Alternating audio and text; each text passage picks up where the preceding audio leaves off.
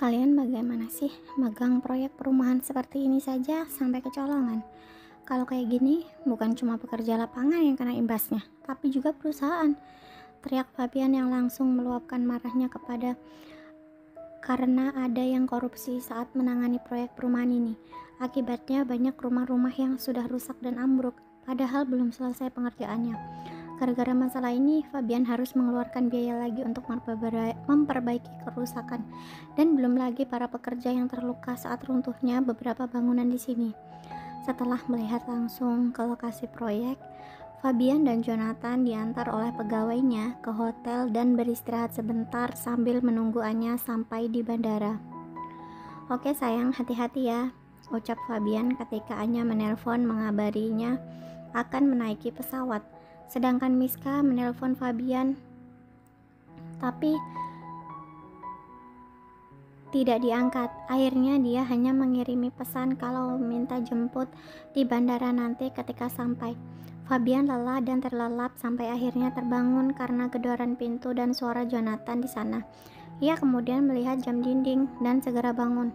"Astaga, aku harus menjemput Anya," teriaknya dan keluar kamar. Jonathan juga ikut berlarian ketika itu padahal Fabian yang terlambat. "Duh, hanya marah nggak ya?" Fabian takut istrinya akan bad mood dan merusak suasana kerja yang serius ini. "Nggak kok bos, mereka lagi makan di restoran," jawab Jonathan sigap. Setengah jam kemudian, mereka sudah sampai di resto sekitaran bandara. Miska yang hanya seorang diri di Kalimantan dan tak membawa asistennya itu pun melihat Fabian berlarian di resto dan masuk.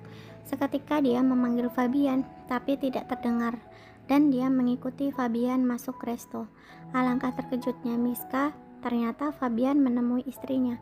Sangat romantis. Dia melihat pria pujaannya itu mengecup mesra kening Anya hingga membuatnya sangat cemburu. Miska kini hanya bisa melihat dari kejauhan. Fabian memperlakukan Anya seperti ratunya. Bahkan di depan umum dia tidak malu bermesraan. "Lihat saja Anya, akan kubuat Fabian meninggalkan kamu," sumpahnya dalam hati. Dia kemudian sengaja menyewa taksi untuk menunggu mereka semua keluar dari resto itu dan bersiap mengikutinya. "Kamu pasti lelah ya sayang?" tanya Anya sambil menggandeng Fabian menuju mobil mereka. Sasa dan Jonathan yang melihatnya pun serasa obat nyamuk. Saat ini Miska siap-siap untuk mengikuti mereka. "Ikuti mobil itu Pak," ucap Miska yang diiyakan oleh supir taksi. Mereka berjalan menuju hotel tempat mereka menginap. Ketika mereka semua masuk ke hotel, Miska di belakangnya check-in hotel dan menanyakan kamar Fabian karena mengaku Fabian adalah bosnya. "Kamar 208 Bu, jadi ibu mau pesan kamar nomor berapa?" "Ini di depan kamar Pak Fabian masih kosong," tawar petugas hotel dan langsung diterima oleh Miska. Kemudian dia buru-buru memasuki kamar hotelnya karena takut Anya ataupun Fabian melihatnya di sana.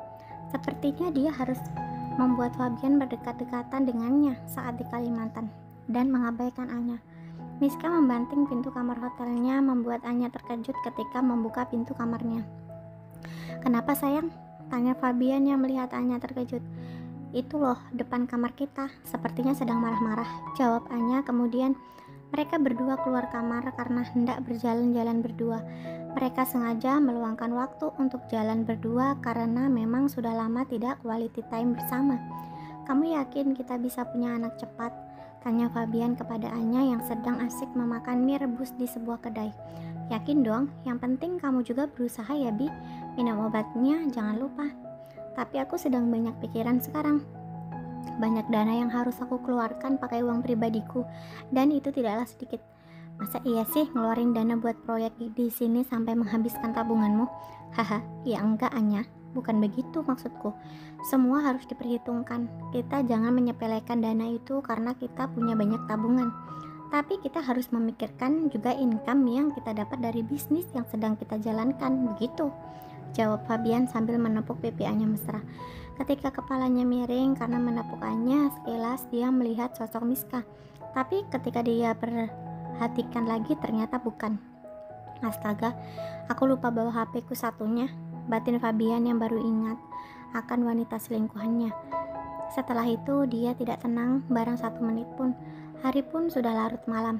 Dia harus memberi kabar kepada Miska.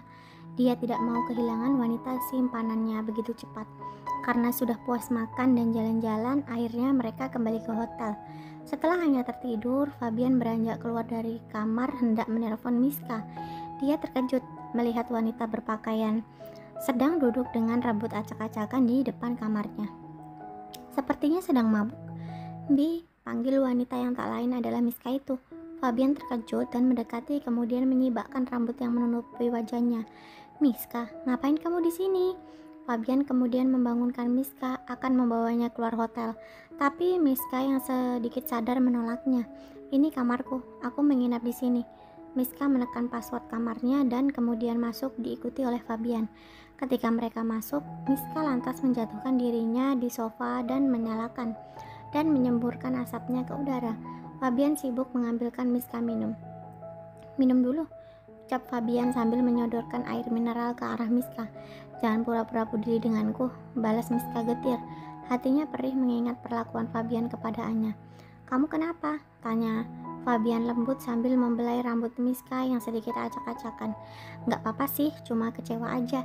Kamu gak angkat telepon atau balas pesanku. Ternyata sedang kencan dengan istrimu. Nah itu dia, karena terburu-buru aku lupa membawa HP-nya. Baru saja aku mau menghubungimu tadi, malah kamu sudah di depan mataku. Kini Fabian tahu sikap Miska begitu karena dia tidak memberi kabar. Miska mendengar penjelasan Fabian yang masuk akal dan melihat betapa Fabian saat ini, pria yang bermesraan dengan istrinya tadi, kini seolah-olah memohon padanya untuk dimaafkan. Miska kemudian tersenyum getir dan langsung naik di pangkuan Fabian yang duduk di sebelahnya. Kenapa kamu mau bersamaku jika kamu sudah memiliki istri cantik dan baik hati seperti Anya? Mata mereka bersih tatap dan Fabian tersenyum nakal. Karena aku ingin mencari wanita yang dan memenuhi seperti kamu, Miska, jawabnya. Jawaban Fabian begitu belak-belakan, tapi juga disukai oleh Miska. Alasan yang logis untuk mereka bersama di belakang pasangan mereka masing-masing. Aku suka jawabanmu, Bi. Kita bisa berhubungan lama kalau gini. Kamu tetap dengan istrimu dan aku tetap dengan suamiku. Tapi sepertinya aku harus jujur padamu, Bi. Aku ingin punya anak darimu, lanjut Miska. Sontak membuat Fabian terkejut. Kenapa? Apa suamimu mandul? Iya, dia menyuruhku mencari laki-laki yang bisa menghamiliku. Maka dari itu aku sering keluar dengan beberapa rekan bisnisku untuk menggoda mereka. Tapi aku tak akan pernah melakukan hubungan terlalu jauh seperti kita. Aku mau memiliki anak dari seorang yang aku cintai, yaitu kamu. Kali ini Miska jujur kepada Fabian. Fabian hanya terdiam mencerna kata-kata Miska barusan. Dia tidak masalah, tapi dia takut nantinya akan menjadi masalah yang lebih besar. Tapi tenang aja, Bi, aku jamin hubunganmu dengan Anya akan baik-baik saja dan kita tidak akan pernah ketahuan. Anak kita nanti akan menjadi anak Sarif dan aku tidak akan memberi beban untukmu sama sekali, jelas Miska setelah memohon kepada Fabian. Sepertinya dia memang harus jujur karena ini menyangkut hubungannya dengan Fabian juga. Dia tidak mau kehilangan Fabian ketika nanti dia hamil dan tidak sering menemuinya.